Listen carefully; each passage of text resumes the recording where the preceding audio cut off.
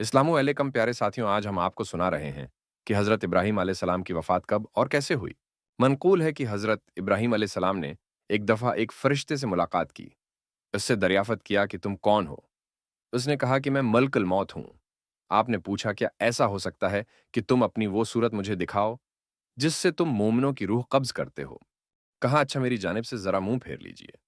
حضرت ابراہیم علیہ السلام نے منہ پھیر لیا، پھر جب نظر کی تو دیکھا کہ ایک خوبصورت اور خوش لباس حسین نوجوان ہے جس کے بدن سے خوشبو آ رہی ہے۔ آپ نے فرمایا کہ اگر مومن تم کو بغیر حسن و جمال کے نہ دیکھے تو اس کے لیے یہی بہتر ہے۔ پھر کہا کہ کیا ممکن ہے کہ تم مجھے اپنی وہ صورت دکھاؤ جس سے تم فاجروں کی روح قبض کرتے ہو۔ ملک الموت نے کہا کہ آپ اس کو دیکھنے کی طاقت نہیں رکھتے۔ حضرت ابراہیم علیہ السلام نے کہا میں دیکھ سکتا ہوں۔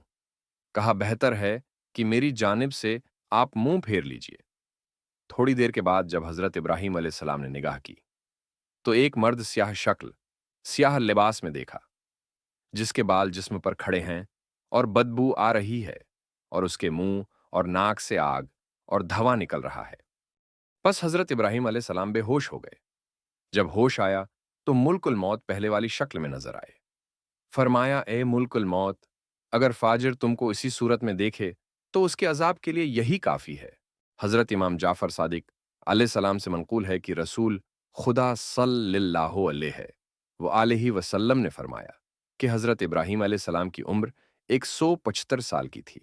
معتبر حدیث میں منقول ہے کہ حضرت سارہ نے حضرت ابراہیم علیہ السلام سے کہا کہ اے ابراہیم آپ ضعیف ہو گئے ہیں، خدا سے دعا کیجئے کہ ایک فرزند عطا فرمائے جس سے ہماری آنکھیں روشن ہوں، کیونکہ خدا نے آپ کو اپنا خلیل قرار دیا ہے۔ اگر چاہے گا تو وہ آپ کی دعا مستجاب کرے گا۔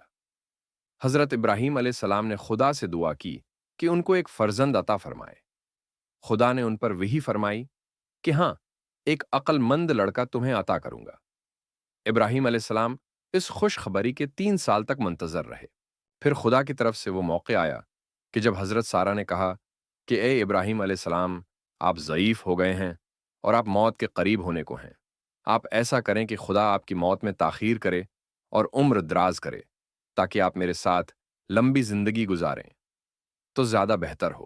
ابراہیم علیہ السلام نے خدا سے سوال کیا جیسا کہ حضرت سارہ نے التماس کی تھی۔ حق تعالیٰ نے ان کو وحی کی کہ جس قدر چاہو تم کو زندگی عطا کر دوں۔ حضرت ابراہیم نے حضرت سارہ کو خبر دی۔ انہوں نے کہا خدا سے دعا کیجئے کہ جب تک آپ خود موت کے طالب نہ ہوں آپ کو موت نہ آئے۔ ابراہیم علیہ السلام نے دعا کی اور حق تعالیٰ نے مستجاب فرمائی۔ جب ابراہیم علیہ السلام نے دعا کی مقبولیت کی خبر حضرت سارہ سے بیان کی تو حضرت سارہ نے کہا خدا کا شکر کیجئے اور کھانا پکوائیے اور فقیروں اور اہل حاجت کو تقسیم کیجئے۔ ابراہیم علیہ السلام نے دعوت عام کی جب لوگ حاضر ہوئے تو ان میں ایک کمزور نابینا بوڑھا شخص بھی تھا جس کے ساتھ اس کو سہارا دینے کے لیے ایک شخص بھی تھا۔ وہ دسترخوان پر بیٹھا، جب وہ لقمہ اٹھا کر منہ میں لے جانا چاہتا تو اس کا ہاتھ ہل جاتا اور لقمہ داہنے سے بائیں ہو جاتا تھا، یہاں تک کہ ایک مرتبہ لقمہ اس کی پیشانی پر جا لگا۔ اس کے ساتھی نے اس کا ہاتھ پکڑ کر اس کے منہ تک نوالا پہنچایا۔ پھر اس نابینا نے دوسرا نوالا لیا، اس کا ہاتھ کانپا اور لقمہ اس کی آنکھوں تک جا پہنچا۔ ابراہیم علیہ السلام کی نگاہ اسی کی جانب تھی۔ آپ کو یہ حال دیکھ کر حیرت ہوئی اور اس کے ساتھی سے اس کے اس حال کا سبب دریافت کیا۔ اس نے کہا آپ اس مرد کا جو حال ملاحظہ کر رہے ہیں یہ کمزوری اور بڑھاپے کے سبب سے ہے۔ ابراہیم علیہ السلام نے اپنے دل میں سوچا کہ میں بھی اگر بہت بوڑھا ہو جاؤں گا تو اسی مرد کی طرح ہو جاؤں گا۔ پھر آپ نے دوبارہ خدا سے دعا کی کہ خداوندہ میری موت کا وہی وقت بہتر ہے جو میرے لیے پہلے تو مقرر کر چکا تھا، کیونکہ اس حال کو مشاہدہ کرنے کے بعد مجھے زیادہ عمر کی ضرورت نہیں ہے۔ حدیث معتبر میں حضرت امیر المومنین علی رضی اللہ عنہ سے منقول ہے کہ جب خدا نے چاہا کہ ابراہیم علیہ السلام کی روح قبض کرے تو ملک الموت کو ان کے پاس بھیجا۔ اس نے کہا اسلام علیکم یا ابراہیم، آپ نے سلام کا جواب دیا۔ فرمایا کیا تم اس لیے آئے ہو کہ اپنے اختیار سے مجھے آخرت کو لے چلو یا موت کی خبر لائے ہو؟